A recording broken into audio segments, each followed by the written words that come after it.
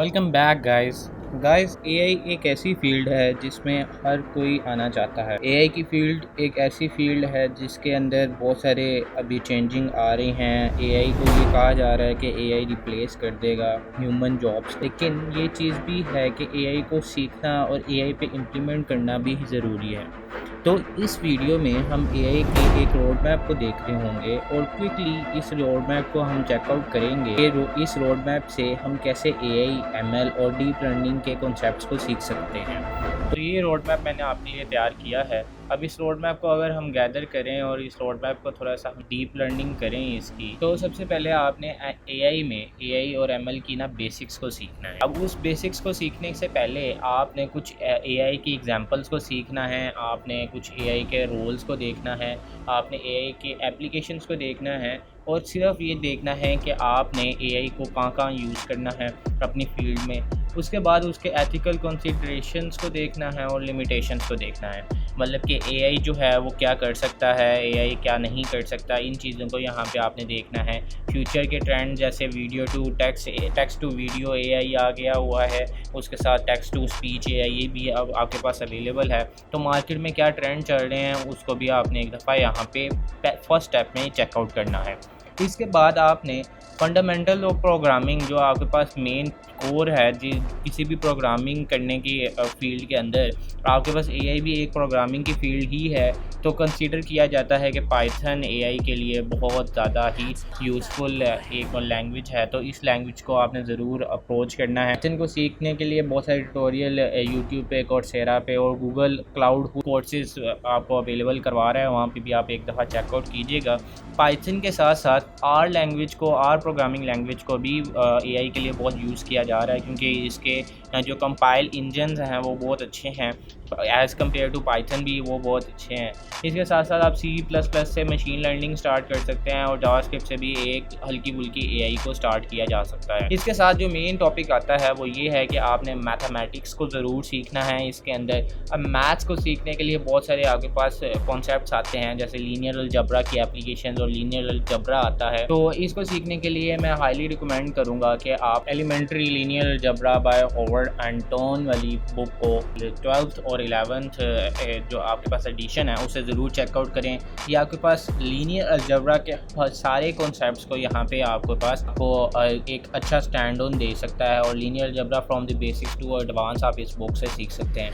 उसके अलावा आपके पास यूट्यूब पे कोर्सेज भी अवेलेबल हैं, उसे भी एक दफ़ा आप चेकआउट कर सकते हैं। इसके साथ साथ हमारे पास कैलकुलस भी सीखना एमएल के लिए बहुत ज़रूरी है, क्योंकि आपने रिग्रेशन वगैरह, जो रेजिस्टेंस, रिग्रेशन, वॉल्यूम वगैरह आपने जो कैलकुलेट करना होता है, स्पीड ऑफ टाइम कैलकुलेट करना होता है, उसमें कैलकुलस को बहुत ज़्यादा इंपॉर्टेंस दी जाती है। तो आपने एआई में कैलकुलस को भी सीखना बहुत इंपॉर्टेंट है। तो कैलकुलस के लिए भी मैं आपको थॉमस कैलकुलस एक नोटबुक है वो आपको रिकमेंड करता हूँ, तो वो आप ज़रूर चेकआउट करें। उसमें आपको कैलकुलस से फ्रॉम दी मल्टीवेरिएट कैलकुलस भी और सिंपल कैलकुलस भी आपको वहाँ पे अवेलेबल हो जाएगा।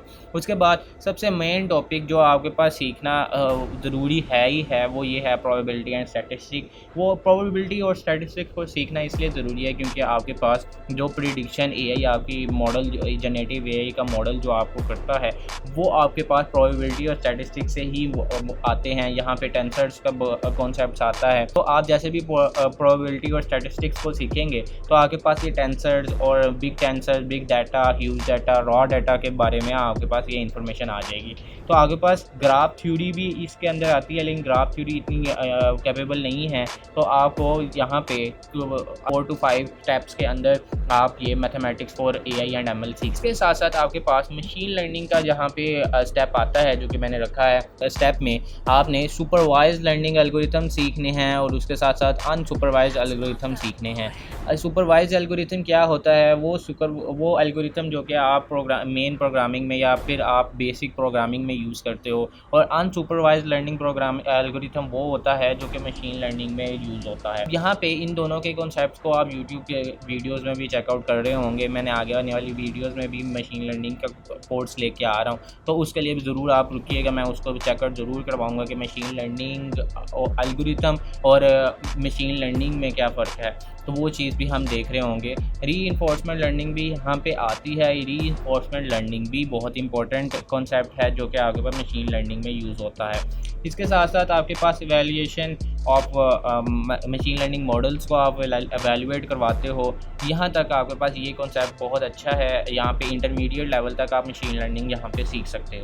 लेकिन ये दो जो कॉन्सेप्ट्स हैं ये आपके पास मशीन लर्निंग के एडवांस कॉन्सेप्ट्स हैं जिसमें आप इंजीनियरिंग करते हो, फीचर इंजीनियरिंग करते हो और हाइपर पैरामीटर टर्निंग करते हो। तो ये चीज़ें जो हैं ये सीखना आपके पास एडवांस लेवल के लिए ज़रूरी है, जहाँ तक इंटरमीडिएट लेवल बहुत इंपॉर्टेंट है।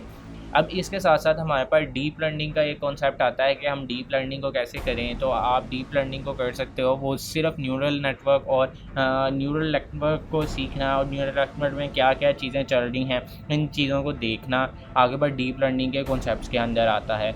इन्वोल्यूशन, आपके पास बहुत सारे न्यूरल नेटवर्क्स आते हैं, जेनेटिव नेटवर्क्स आते हैं, रिकरेंट नेटवर्क न्यूरल नेटवर्क्स आते हैं। तो ये न्यूरल नेटवर्क्स क्या हैं, न्यूरल नेटवर्क्स को आप कैसे यूज़ करते हो, जेनेटिव एआई क्या होती है, तो ये सारा कॉन्सेप्ट जो है वो हमारे पास इन 6 स्टेप्स में कंप्लीट मैंने आपको बताया है। ट्रांसफर लर्निंग, आपके पास डीप इन्फोर्समेंट लर्निंग, ये क्या होती है, ये चीज़ें हमने यहाँ पे 6 स्टेप्स में सीखनी है। तो यहाँ पे डीप लर्निंग के कॉन्सेप्ट में आपने ये 6 स्टेप्स को मस्ट यूट्यूब पे चेकआउट करना है। इसके लिए आपके पास googlecloud.com पे आपके पास बहुत सारे सर्टिफिकेट और coursera पे फ्री के सर्टिफिकेट्स अवेलेबल हैं, उन्हें ज़रूर आपने चेकआउट करना है इस कॉन्सेप्ट को कंप्लीट सीखने के लिए। इसके बाद हमारे पास न्यूरल लैंग्वेज प्रोसेसिंग का एक स्टेप आता है जो कि मोस्ट इंपॉर्टेंट है। जब आप बिगिनर टू एडवांस जाते हैं, डीप लर्निंग तक आपने अगर तो कंप्लीट कर लिया है तो आप इंटरमीडिएट लेवल के एआई डेवलपर बन सकते हैं। लेकिन इसके साथ साथ आपको इंटरमीडिएट लेवल के साथ साथ कुछ एडवांस लेवल भी करना ज़रूरी है ताकि आप जॉब मार्केट में भी स्टैंड ऑन कर सकें और एडवांस जावास्क्रिप्ट के कोर्सेज़ को भी सीख सकें। तो यहाँ पे न्यूरल लैंग्वेज प्रोसेसिंग सीखना बहुत इंपॉर्टेंट है। इसके साथ साथ इसके अंदर बहुत सारे स्टेप्स आते हैं, जैसे आपके पास इंफॉर्मेशन एक्सट्रैक्शन आता है, टेक्स्ट प्रोसेसिंग टेक्निक्स आती है कि आप टेक्स्ट को कैसे इमेज में कन्वर्ट कर सकते हो, टेक्स्ट को आप टेंसर्स में कैसे कन्वर्ट करते हो। टेंसर्स मीन 0-1 मैट्रिक्स होता है, वो आप कैलकुलस में या फिर आप लीनियर अलजेब्रा में ज़रूर सीखोगे। उसके बाद सेंटिमेंट एनालिसिस कैसे करते हैं, उसके बाद न्यूरल लैंग्वेज जनरेशन कैसे होती है, उसके बाद डॉक्यूमेंट क्लासिफिकेशन कैसे होती है, ये चीज़ हम यहाँ पे न्यूरल लैंग्वेज प्रोसेसिंग वाले कॉन्सेप्ट में देख रहे होंगे।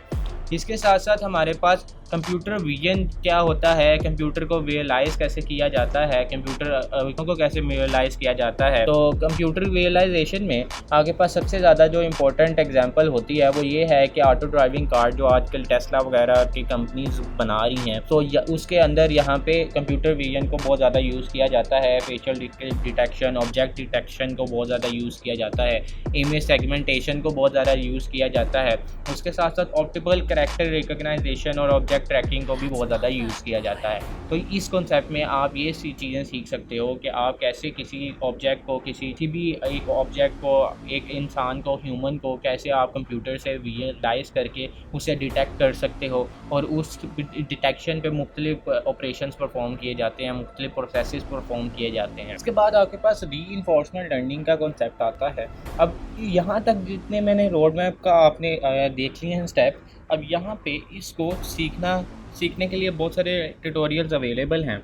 अब इन ट्यूटोरियल्स के साथ साथ हमारे पास एक वीडियो जो कि बहुत हाईली रिकमेंड है, वो वीडियो हम ज़रा चेकआउट करते हैं। मैं हाईली रिकमेंड करूँगा कि आप डैनियल ब्रॉक के इस चैनल पे जाएं और इस चैनल पे ये वाली जो पाईटॉर्च की डीप लर्निंग वीडियो है इसको ज़रूर आप चेकआउट करें। इसमें सुपरवाइज्ड और अनसुपरवाइज्ड, ये आपके पास सुपरवाइज्ड और ये अनसुपरवाइज्ड लर्निंग एल्गोरिथम जो मशीन लर्निंग के अभी हमने कॉन्सेप्ट को देखा था, अब उस कॉन्सेप्ट को यहाँ पे बहुत डीपली बताया जा रहा है। तो आप यहाँ पे इस वीडियो को ज़रूर चेकआउट कीजिएगा। इस वीडियो में from the beginning to start आपको बताया जा रहा है कि आप कैसे पाईटॉर्च को यूज़ करते हैं। पाईटॉर्च क्या है ये भी मैं आगे आपको बताता हूँ कि पाईटॉर्च कौन सा टूल है जिसको हम डीप लर्निंग और मशीन लर्निंग में यूज़ करते हैं। तो अब यहाँ पे रीइंफोर्समेंट लर्निंग में आपके पास मार्वॉक डिसीजन प्रोसेसेस के बहुत सारे कॉन्सेप्ट्स आते हैं। ये आपके पास ये एडवांस एआई को सीखने के लिए आपके पास ये कौन सा स्टेप्स को फॉलो करना बहुत ज़रूरी है। आपके पास एक्सप्लोरेटेशन और एक्सप्लॉइटेशन क्या होता है, आपके पास क्यू लर्निंग क्या होता है, पॉलिसी ग्रेडियंट मेथड्स क्या होते हैं। ये आपके पास मॉडल्स को ट्रेन करने के लिए बहुत ज़्यादा यूज़ होने वाले रीइंफोर्समेंट लर्निंग मेथड्स हैं। तो यहाँ पे इसको ज़रूर आपने इस स्टेप्स में चेकआउट करना है। तो अराउंड आपके पास फिर बिग डाटा को कैसे आपने कैलकुलेट करना है, बिग डाटा क्या होता है, बिग डाटा का इंट्रोडक्शन, डाटा माइनिंग टेक्निक्स क्या होती हैं, इसको आपने इसके बाद ये कोई अराउंड 1 to 2 वीक्स में आपने ये चेकआउट करना है। इसके बाद आपके पास एडवांस टॉपिक्स आते हैं जो कि मैक्सिममली एक्सट्रीम एडवांस टॉपिक्स हैं।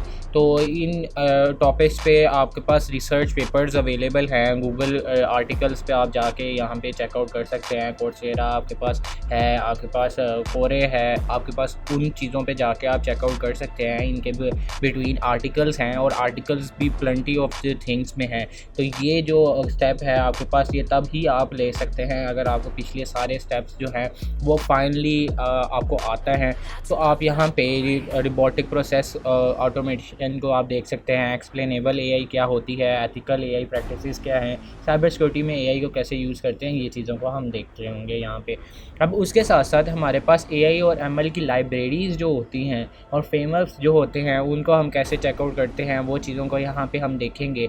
हम यहाँ पे क्या देख रहे हैं कि हमारे पास सेकलेट, हमारे पास केरास, हमारे पास ओपन सीवी और टेंसरफ्लो, पाईटॉर्च। मैंने आपको पहले जो ट्यूटोरियल दिखाया है वो उसमें यहाँ पे पाईटॉर्च क्या चीज़ है वो यहाँ पे अब हम देखेंगे। पाईटॉर्च एक ऐसा टूल है जिससे आप डीप लर्निंग और मशीन लर्निंग के जो सारे एल्गोरिथम्स हैं उन्हें लगा के आप मॉडल्स को ट्रेन करते हो। टेंसरफ्लो भी उसके लिए ही यूज़ होता है। ये दोनों डीप लर्निंग के मॉडल्स के फ्रेमवर्क्स हैं, सॉफ्टवेयर्स आप कह सकते हो, तो वो सॉफ्टवेयर्स हैं। और उसके साथ साथ सेकंड लर्न जो आपके पास है वो मशीन लर्निंग के लिए डेडिकेटेड है। केरास जो है वो न्यूरल नेटवर्क्स को बनाने के लिए यूज़ होता है। और ओपन सीवी जो कंप्यूटर विजुअलाइजेशन का हमने कॉन्सेप्ट पहले देखा है उसके लिए यहाँ पे ओपन सीवी को यूज़ किया जाता है। उसके बाद आपके पास प्रोजेक्ट मैनेजमेंट का सारा सिस्टम आता है। ये आपके पास एआई से रिलेटेड नहीं है लेकिन एआई की स्किल्स इसमें मोस्ट आनी चाहिए। अजाइल मेथड्स, स्क्रम्स मेथड्स आपके पास आते हैं जो कि आपके पास यूट्यूब पे चेकआउट करेंगे तो आपको ईज़िली 10 to 20 मिनट्स की वीडियोस में आपको बताया जा सकता है कि अजाइल और स्क्रम मेथड्स क्या होते हैं। लेकिन उनकी प्रैक्टिसेस करना बहुत इंपॉर्टेंट है एआई मॉडल्स के साथ, अपने टीम वर्क्स के साथ। तो आपके पास एआई जो है वो डिज़ाइन कहाँ की जाती है, एमएल सिस्टम्स क्या होते हैं, उसके बाद क्रॉस फंक्शनल कोलैबोरेशन क्या होती है, उसके साथ एआई और एमएल के प्रोजेक्ट लाइफ साइकिल्स क्या होते हैं, क्या आपने पहले यहाँ पे क्या स्टार्ट करना है, फिर उसके बाद क्या करना है, मॉडल को ट्रेन करना है, उससे पहले आपने क्या एथिकल प्रॉम्प्ट्स लेके आने हैं। तो यहाँ पे वो सारी चीज़ें आपको देखने पे यहाँ पे इस स्टेप्स में कंप्लीट करते हुए आप देखोगे। तो उसके बाद मॉनिटर करना है प्रोडक्शन में कैसे एआई और एमएल सिस्टम बना हुआ है। उसके बाद कंटिन्यूस इम्प्रूवमेंट और री करनी है क्योंकि आपके पास एआई बहुत ज़्यादा रिकर हो रही है। उसके साथ साथ जनरेटिव एआई का जो दौर है वो बहुत ज़्यादा फ्रीक्वेंटली आ रहा है। अब इस वीडियो में हमने यहाँ तक ही रखते हैं। इस वीडियो में हमने एक पूरा गैदर किया रोड मैप को कि हम कैसे इस एआई को सीख सकते हैं और एआई को सीखने के साथ साथ एक स्मॉल टू स्मॉल स्टेप्स को मैंने आपको यहाँ पे बताया है कि आपने कहाँ से किस चीज़ से यहाँ पे एआई को सीखना है और किस किस स्टेप से आपने एआई को सीखना है। तो यहाँ पे हम एआई के इस वीडियो का एहतमाम करते हैं, एंड करते हैं। लाइक और सब्सक्राइब ज़रूर कीजिएगा अगर आप इस रोड मैप को फॉलो ऑन कर रहे हैं, तो कमेंट ज़रूर कीजिएगा कि रोड मैप आपको कैसा लगा है। इसके अलावा मुझे रिकमेंडेशन ज़रूर दीजिएगा कि इस रोड मैप में क्या क्या चीज़ें और हम डाल सकते हैं। तो तब तक के लिए अल्लाह हाफिज़, अगली वीडियो में मिलते हैं।